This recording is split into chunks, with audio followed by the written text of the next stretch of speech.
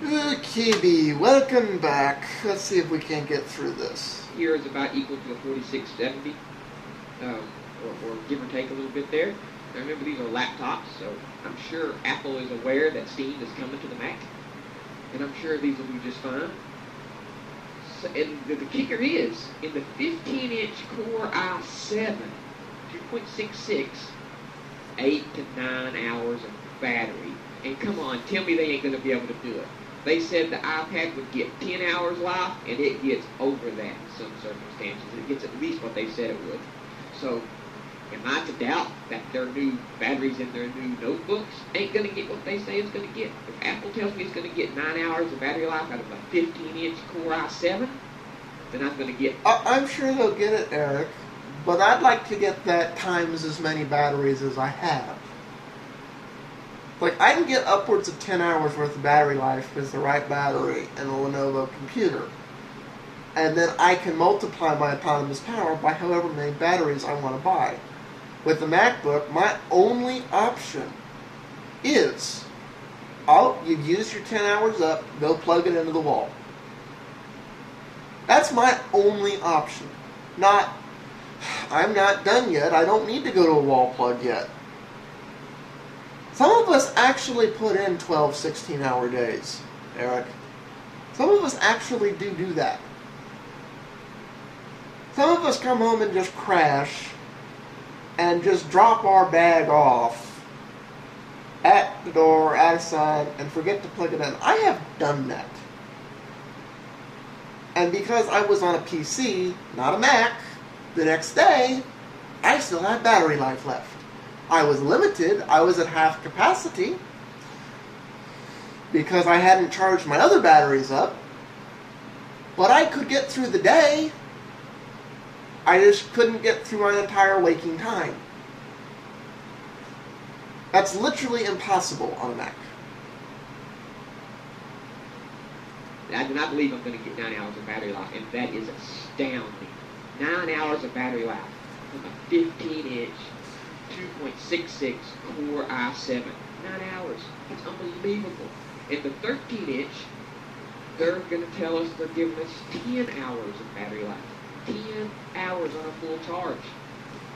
So come on, guys. Apple is upping the game once again. Every single one of their laptops is going to get between 8 and 10 hours of battery life. That's all day long on a single charge. No need to carry extra batteries with you. Okay, that's all day long on a single charge. 8 to 10 hours. You're getting the choice of a Core 2 Duo, a Core i5, or a Core i7. You can have up to 8 gigs of RAM.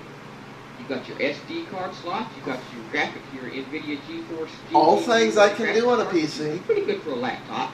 If you want some killer diller laptop, you need to get a desktop. I'm just going to loosely touch on this.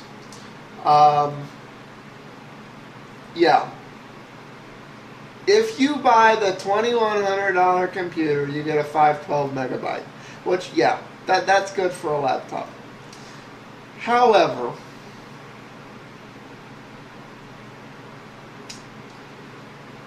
more and more,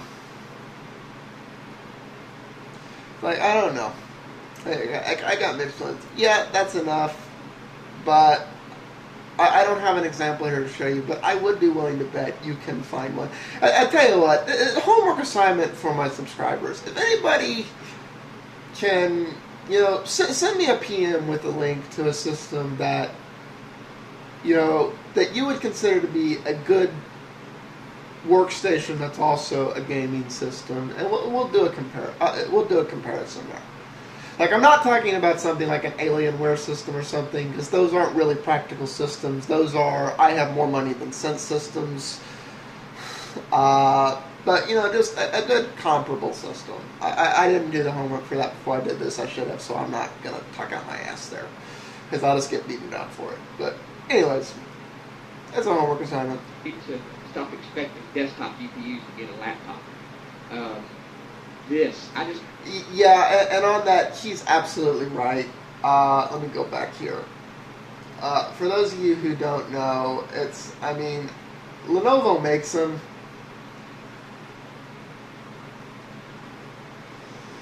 Where is it? Nope, I closed it. Never mind. But yeah, these mobile workstation laptops, here's the thing. If you're buying one of these $2,500, $3,000 mobile workstation series, and everybody makes them. Dell makes them, Lenovo makes them, HP makes them. You know, they're called a mobile workstation. What it is for all intents and purposes, they put together a custom motherboard so they can put desktop parts in a laptop. And honestly, I have always considered these to be a waste of money. They have heat issues. That's not. If you need a desktop, get a desktop.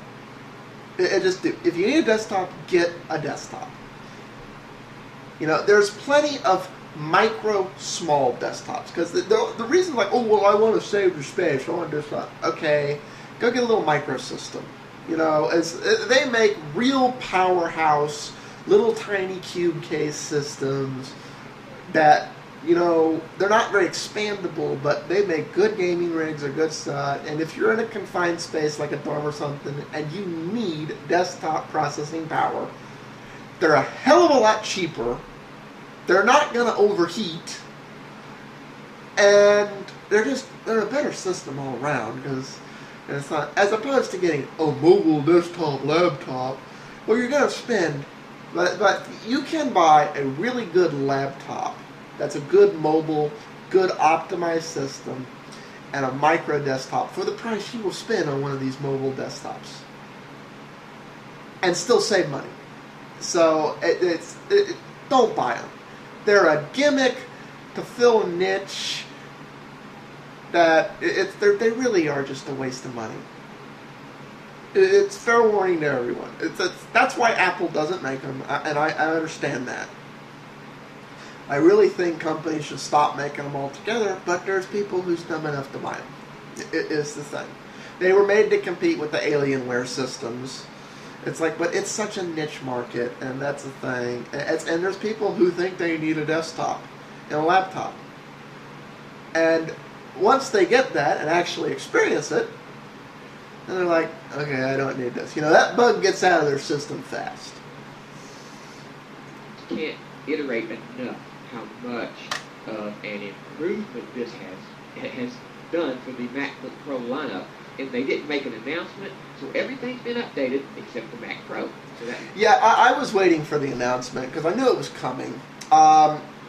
This leaves me actually. He just goes on for the next few minutes here around, so I'm going to cut him off here. Because I'm coming up on time here for me, because I'm not a partner. I'm not sure I want to be. But, yeah. The way they didn't quite do this, what I would have considered right, fully taking advantage of the new technology comes out, really makes me wonder, are they going to really fix the Mac Pro? Because the Mac Pro has been, for all intents and purposes, obsolete for a while now, and the price on it hasn't dropped really any.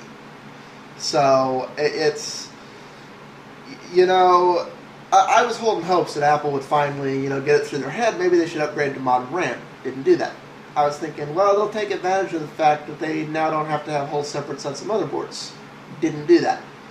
You know, I was thinking if they were going to embrace that mentality, the new Mac Pro might be a decent system. It might be a 12-core, it might be 6/12 core/12/24 thread system. Or, for those of you who don't know, Intel's actually released a new socket set, and they have 8-core CPUs now.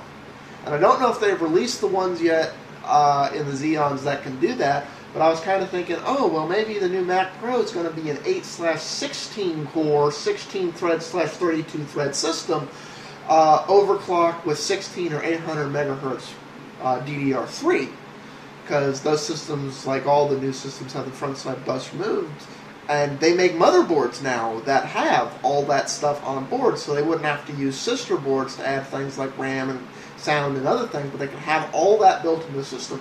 They overload the number of connections you have on a motherboard. You know, you're literally using every connection, especially the ones that have USB 3 and serial ATA, I want to say 6, that can do the 6 gigabits a second. But, you know, for the pro-level system like they're selling the Mac Pro to be, that really is what it needs to be. But if this is any indication, it ain't. Peace out all. I'm up on time. Ciao.